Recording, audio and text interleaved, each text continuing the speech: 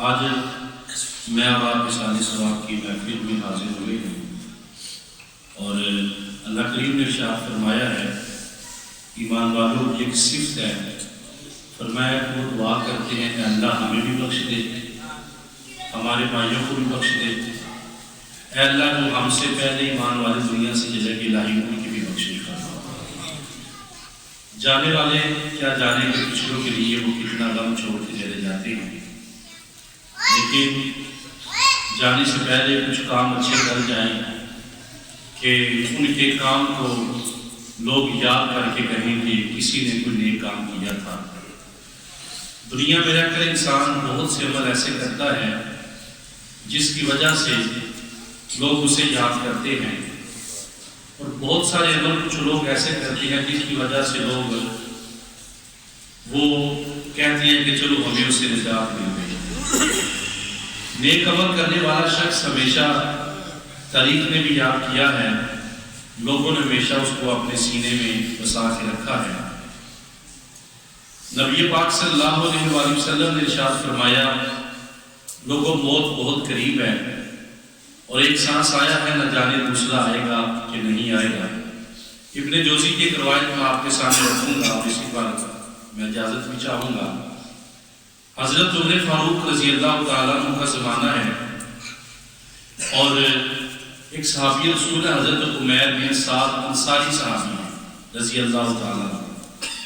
آپ کو حمص کا گورنر بنایا تو پورا سال بیت گیا، کوئی خبر نہ آئی، تو آپ نے حرم محترم سے کہا کہ عمیر بن سعد کے نام خط لکھو کہ جو پورے سال کی حکومت میں جو مال اکٹھا ہوا ہے لا کر مدینے کے بیت المال میں جمع کر دیا۔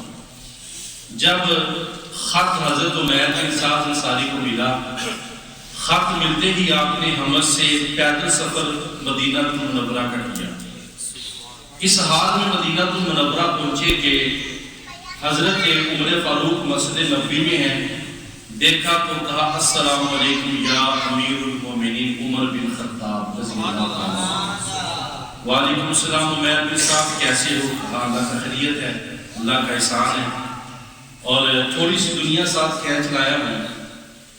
تو حضرت عمر نے پاس بٹھایا، پانی پلایا، فرمانے لگے کہ عمیر پورا سال تم حمص کے جو حاکم رہے ہو، وہاں سے جو مال اکٹھا ہوا ہے وہ مال مدینے کے بیت المال میں جمع کراؤ جو غریبوں یتیموں مسکینوں کے کام آتا ہے۔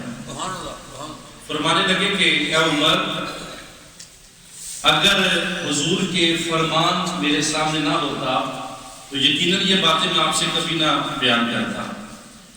فرماتے ہیں کہ میں وہاں گیا تو میں نے وہاں جا کر صاحب استطاعت لوگوں کو اکٹھا کیا، میں نے ان سے مال اکٹھا کرنے کے بارے میں کہا، اور جو مجھے مال ملتا میں حمص کے جتنے غرباء تھے، یتیم تھے، مساکین تھے، میں سب کو اکٹھا کر کے انہیں تقسیم کر دیتا، یہاں تک کہ میرے پاس ایک پائی بھی نہ بچی۔ اگر میرے پاس کوئی مال بچتا تو میں یقیناً لے کر آتا مدینے میں بیت المال میں جمع بھی کرواتا۔ تھوڑی دیر گزری، حضرت عمر نے فرمایا کہ آپ کو دوبارہ حمص کا گورنر بنایا جائے۔ تو حضرت عمیر نے معذرت کرنے کہا کہ اب مجھے اجازت دے دیں، میں کچھ اللہ کے لیے کرنا چاہتا ہوں۔ مدینے سے ذرا دور گھر تھا تو حضرت عمر نے سواری کی پیشکش کی تو فرمانے لگے کہ اللہ نے 2 ٹانگیں دی ہیں، میں چل کے جا سکتا ہوں، میں چلا جاؤں گا۔ مدینے سے پیدل گئے، پیچھے حضرت عمر نے اپنے غلام کو بلا کے فرمانے لگے کہ یہ 100 درہم لے جاؤ اور میرے عمیر کے گھر چلے جاؤ، عیش و عشرت دیکھو تو پلٹ آنا، اگر وہاں تم فقر اور فاقے دیکھو تو یہ 100 درہم میری طرف سے پیش کر دینا۔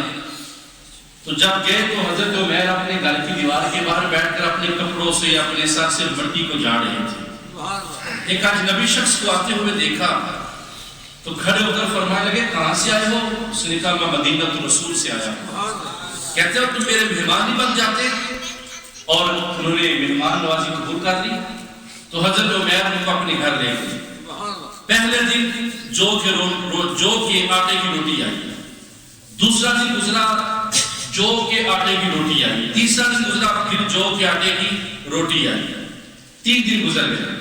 تیسرے دن حضرت عمیر آئے، ان سے معذرت کی، کہا میرے گھر میں 3 روٹیوں کا آٹا تھا، میں نے آپ کی خدمت کر دی، آپ مدینہ رسول سے آئے ہو، آپ کی خدمت میں کمی رہ گئی تو کہیں میرے حضور میرے سے ناراض نہ ہو جائیں۔ فوراً 100 درہم نکالے، حضرت عمر کا سلام دیا اور 100 درہم پیش کر دیا۔ جب 100 درہم پیش کیے تو حضرت عمیر کی آنکھیں نم ہو گئی، آنسو آئے، کہا عمیر نے تو ساری زندگی دولت کے لیے کچھ نہیں کیا اور مجھے دولت چاہیے بھی نہیں۔ اندر سے آواز آئی، عمیر کتنے دنوں سے ہم بھی بھوکے ہیں، ضرورت تو ہم کو بھی ہے۔ حضرت عمیر نے کہا کہ میں لے تو لوں، میں اس کو رکھوں گا کہاں؟ گھر والوں نے دوپٹے کو نیچے سے پھاڑ کے کہا عمیر اس میں رکھوا لے۔ حضرت عمیر نے 100 درہم پکڑے، باہر نکل گئے، واپس اس حال میں پلٹے کہ دونوں ہاتھ خالی تھے، غلام واپس چلا گیا۔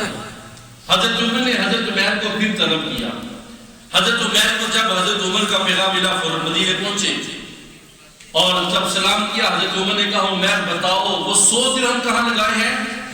حضرت عمیر کہنے لگے عمر میرا اور اللہ کا مسئلہ ہے، اب آپ تو بیچ میں نہ آئیے۔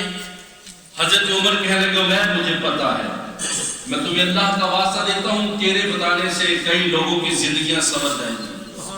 حضرت عمیر بولے، کہنے لگے کہ مجھے جو آپ نے 100 درہم بھیجے، میں باہر نکلا اپنے علاقے کے غریبوں میں تقسیم کر دیا۔ واپس اس حال میں آیا کہ میرے پاس 1 درہم بھی نہیں تھا۔ حضرت عمیر الوداع ہونے لگے، فرمایا کچھ من گندم، کچھ کپڑے اور کچھ ساز و سامان اور سواری کہا عمیر کو تحفے میں دی جائے۔ حضرت عمیر رضی اللہ تعالیٰ نے سب کچھ لینے سے انکار کر دیا، کہا کچھ کپڑے مجھے دے دے، میرے علاقے میں کچھ یتیم بچے ہیں، یہ ان کی خدمت میں پیش کر دوں گا۔ حضرت عمیر گھر چلے گئے، چند دن کے بعد حضرت عمیر کا انتقال ہو گیا، وہ دنیا سے چلے گئے۔ وقت کبیر المومنین 22 لاکھ مربع میل کا مالک حضرت عمر بن خطاب رضی اللہ تعالیٰ عنہ مدینے سے پیدل چلے، حضرت عمیر کے گھر پیدل آئے۔ لوگوں نے کہا حضرت سواری پہ بیٹھے، فرماتے نہیں یہ عمیر کے گھر میں جانے کا ادب ہے کہ میں سواری پہ نہیں جاؤں گا، اور پیدل گئے، خود ان کو غسل دیا، خود کفن پہنایا، حضرت عمیر کو جنت البقیع میں لے کر آئے، جنازہ پڑھا، خود تدفین کی۔ تدفین کرنے کے بعد واپس پلٹے تو صحابہ سے کہنے لگے اپنی اپنی خواہش کا اظہار کرو۔ کسی نے کہا اللہ مجھے اتنا مال دے میں غریبوں کی مدد کروں، کسی نے کہا اللہ مجھے اتنا مال دے میں غریبوں کو کھانا کھلاؤں، کسی نے کہا اللہ مجھے اتنی ہمت دے میں ہر سال حجاج کرام کو زمزم کے کنویں سے زمزم نکال کے پلاؤں۔ ہر کسی نے اپنی خواہش کا اظہار کیا۔ قریبی ساتھی نے کہا حضرت عمر اپنی خواہش کا بھی تو اظہار کرے، آپ کیا چاہتے ہیں؟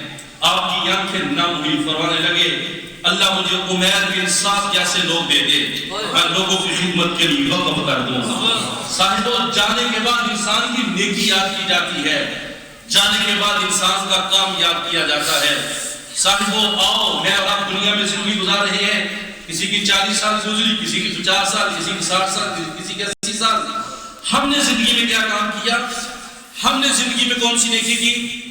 کہیں ہماری زندگی کہیں اپنے علماء پر تنقید کرتے تو نہیں گزر گئی؟ کہیں نماز پڑھ کے گلی کی چوراہے میں کھڑے ہو کر اپنے مولوی صاحب کے بارے میں کوئی پلان کرتے ہوئے گزر تو نہیں گئی؟ کیا ہم نے کبھی کسی نیکی میں حصہ ڈالا کہ نیک لوگوں پہ تنقید کرنا سیکھی؟ کیا ہم نے اللہ اس کے رسول کی رضا کے لیے کوئی کام بھی کرنا چاہا، یا ہم نے زندگی دنیا داری کی عیش و عشرت میں گزار دی؟ آخری بات سنیے گا، زمانے میں جدت آئی، لوگ ٹک ٹاک کی طرف چلے گئے، اور ٹک ٹاک پہ ہم نے کیا سکھایا گیا؟ حضور نے فرمایا لوگوں میں چلا جاؤں گا، میرے بعد ایک زمانہ آئے گا لوگ فتنوں میں مبتلا کیے جائیں گے، اختلافات میں مبتلا کیے جائیں گے۔ بہت بڑا فتنہ ہے، کیا ہے؟ حلال رشتوں کو حرام کر کے پیش کیا گیا، حرام رشتوں کو پھولوں کی طرح تشت پہ رکھ کے پیش کیا گیا۔ ماں جیسا عظیم رشتہ تنقید کی زد میں جو ٹک ٹاک پہ لایا گیا، بیوی جیسا عظیم رشتہ اس کو تنقید کی زد میں رکھا گیا، اور حضور نے فرمایا عورت مرد کا لباس ہے، مرد عورت کا لباس ہے، لیکن یہاں کیا کیا گیا؟ جہاں تنقید کا نشانہ کیا گیا، پھپھو جیسا عظیم رشتہ۔ میرے حضور فرماتے ہیں جب مجھے غم ستاتے میں پھپھو کے گھر میں جا کے آرام کرتا، مجھے سکون مل جاتا۔ اتنے عظیم رشتوں کو تنقید کی زد میں رکھا گیا۔ ٹک ٹاک نے ہمیں کیا دیا؟ ٹک ٹاک نے ہمیں صرف بے حیائی سکھائی، اور معذرت سے کہوں گا بڑے بڑے ایسے لوگ ہیں جن کی سر کے بال بھی سفید ہیں، وہ ٹک ٹاک پہ ایسی ایسی حرکتیں کرتے ہیں کہ جی چاہتا ہے کہ ان کو بھی زمین بوجھ کر دیا جائے، اور وہ اپنی عمر کا بھی لحاظ نہیں کرتے۔ صاحبوں یہ زندگی کب ختم ہو جائے، نہ جانے یہ سانسوں کی مالا کب ٹوٹ جائے، کب یہ روح کب سے انسلی سے پرواز کر جائے، کب یہ موتی بکھر کے خاک میں مل جائے، کب اور اس سے ہم اپنے اللہ کو راضی کر لیں، ہم کسی نیکی میں حصہ ڈال دیں، کسی نیک کام کے، کسی نیک مشن میں ہم اپنے آپ کو شامل کر لیں۔ اور کل قیامت کے دن حضور کے سامنے کیا کہو گے؟ ٹک ٹاک میں جو ریلز چلتی تھی اس میں میں ناچتا تھا، اس میں حلال رشتوں کو حرام کر کے لوگوں کے سامنے پیش کرتا تھا۔ یہ جواب دیں گے چند پیسوں کی خاطر اپنا مستقبل برباد نہ کریں، اپنی آخرت تباہ نہ کریں۔